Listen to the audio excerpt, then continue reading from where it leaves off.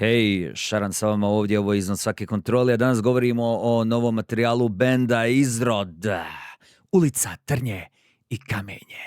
Dovoljno je da pogledate samo naslovnicu koja me oduševila. Pogled na Bosmal, crnilo dole, svijetlo donekle gore.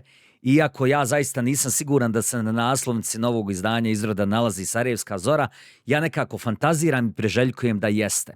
Zašto? Zato jer ovaj album nevjerovatno dobro sa svojom naslovnicom odaje osjećaj mizere koju osjeća neko ko zaglavi u stanu i dočeka zoru onako usran od alkohola i eventualnih suplemenata. Svi vi koji ste jeli onaj dernečili po Sarajevu sigurno ste nekako to doživjeli. Koliko god se taj prizor činio porazan, zapravo u jednu ruku i simbolička pobjeda.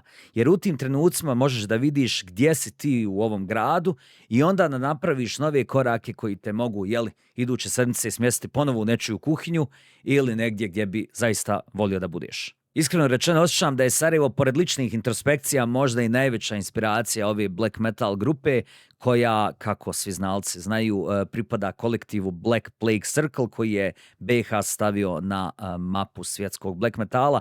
A Izrod je, suprotno onome što sam ja znao i u skladu sa malo konkretnih podataka koji su dostupni na internetu, zapravo je bio kratkotrajni projekat koji je nastao 2015. godine, a onda kad je ekipa odlučila da ugasi odlični Void Prayer, Izrod je uskrsnuo i ponovo počeo da radi. Inače, oni su 2023. godine završili na mojoj listi top izdanja sa svojim albumom Sarajevski Odisej. Nevjerovatno debi, dijelo za koje sam ja rekao otprilike ovako, mislim da sam ga nazvao muzičkim jednojajčanim blizancem Sarajevskog sivila i smogovitih zimskih noći. I postoji zaista razlog zašto.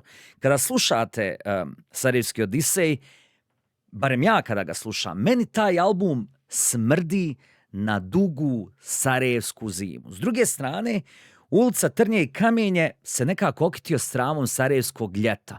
Ono uvijek kratko traje, znojno je i naveliko ga karakterišu licemjerje, upiranje, glumatanje svjetine, pogotovo u 8. mjesecu. Svi mi dobro znamo kakavo je Sarajevo u 8. mjesecu. Nevjerovatno na svaki mogući način. EP izdanje Ulica, trnje i kamenje od samog početka zvuči trnovito i kamento.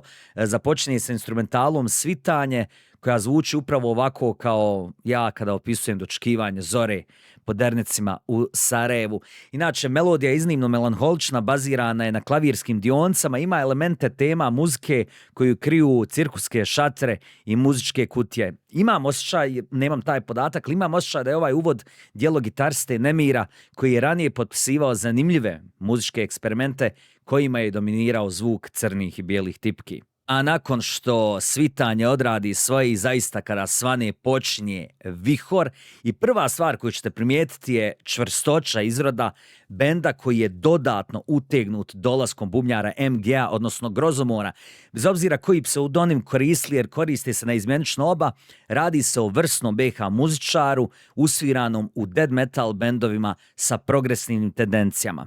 Iskreno rečeno, zaista ništa na račun Odrona kojeg sam i pohvalio, odnosno Akrepa kako se izjašnjava, identificira na Ulici, trnju i kamenju. On je bio vokal i bubnjar na prethodniku na Sarajevskom Odiseju i ono što je on uradio je meni hvale vrijedno. Međutim, trebamo pogledati istini u oči, barem s ove moje perspektive. Grozomor je konkretniji, brutalniji, tačniji, ali to nikako ne znači da se iživljava ili da je besmislen. Njegove dionce su baš igra dinamike, kontrolisane agresije, sve je nekako podređeno muzici, povuče se kad je potrebno, a onda izađe naprijed kada je vrijeme da melju. I zaista to radi veoma, veoma dobro. A da Grozomor ne bude usamljen u kvaliteti, potrudio se i trio Fantastikus, gitaristi i basista Struja, Nemir i Jatrop, kako se predstavljaju na ovom izdanju. Moram da priznam da je veoma evidentno da se radi o uigranom triju koji savršeno poznaje svoje instrumente i poznaju jedan drugog. Meni je recimo njihov pristup black metalu na ovom albumu začuđujuće pitak s obzirom na tematiku i na eksperimente na vokalu, ali dobro je to. Recimo, imate zanimljivih dijelova, rezanje konja koje je nekako podsjeća na bolje solaži iz Lerovog kataloga, prisutno je na pjesmi S i P i donosi baš toliko dobru i odmjerenu dozu kompleksnosti da se ono lijepo razlaže preko brutalne podloge bubnjara Grozomora. Taj pristup, recimo, te dijelovi su neinventivni, ali su itekako adekvatni za agresivnost koju je Izrod odlučio da zarobi na ovom materijalu i vidi se da su ljudi koji su odmjereni u svemu što radi, da dobro znaju kako da aranžiraju stvari. S druge strane imamo slučaj izuzetno uspješnih eksperimenata. Recimo na samom kraju naslovne Ulica, trnje i kamenje ima 1 minuta koja je fantastična. Izrod gradi jezivu horor atmosferu zasnovanu na džezi osnovama, a to u slušatelju, barem u meni, stvara osjećaj nelagode i jeze. Rijetko sam čuo i pogotovo je strašno što ljudi pjevaju na našem i onda sve to zajedno čini horor kakav ja lično do sad nisam čuo na ovim prostorima. I stigli smo do najveće snage Izrodovog izdanja Ulica, trnje i kamenje, a to je ogoljenost čovjeka iz sredine koja ga čini onim što jeste, u ovom slučaju frontmena Akrepa, a.k.a. Odrona i Sarajeva. Ja bi iskreno volio da čujem vaše kontraargumente ovome što ću reći, ali nimalo se ne stidim, čak i ako me porazite. Smatram lično da u historijatu BH metala, da ne idemo šire, ako bi to vjerovatno bilo istina, nisu napisani ovakvi tekstovi. Dakle, Izrod je nabio nogom u usta mitologizaciju tame koja je nekako uvijek tako prisutna, sve prisutna u black metalu, te njihova sirova životna refleksija kroz pjesme dovela do onoga što meni lično fali u metalu. Dakle, počeo sam da vjerujem u ono što čovjek govori, vjerujem u Izrod, vjerujem u čemer, vjerujem u gnušanje, u bol, u patnju, vjerujem da je sarajevsko nasilje Grbavica odigralo izuzetno važnu ulogu u odrastanju i da je ulica utjecala na umjetnika u ovom slučaju i da je on ulicu uzeo i pretvorio u zvuk. Meni je lično filozofija Izroda zavaravajuće jednostavna. Akrep odustaje od konvencionalne lirike. Tako recimo jedan upečatljiv trenutak možete pronaći na pjesmi Raskošan prizor opšteg rasula, koja se meni izuzetno sviđa. Na toj pjesmi Akrep apsolutno odustaje od rime. Hvata se narativne strukture i pripovijeda priču. Ima jedna scena u kojoj on otkriva sebe u ruševnama grada.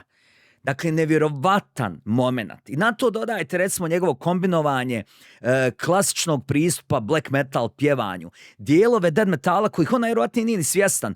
Imate čak i eksperimentisanja koje meni lično vuče na Atilu, Zeru možda i na Fenriza, jer nekako ne vidim Odrona bez Fenriza, te ti tekstovi tako postaju još grandiozniji u svojoj težini. Zaista nevjerovatno. Ja se usudim reći da je Trnje i kamenje materijal najavljen za 14. februara, objavljen dan ranije, konkretniji od odličnog prvenca Sarajevske Odiseje. Inače, svaki element koji sam čuo je nadograđen, iako bih možda mogao malo da naružim zbog basa koji nije bio tako dospan uhu u miksu kao na prvom albumu, a bas Atrop zaista ima puno toga za odsvirati. Čuli smo to i na Sarajevskom Odiseju, a čuje se i na pjesmi Ulica, trnje i kamenje.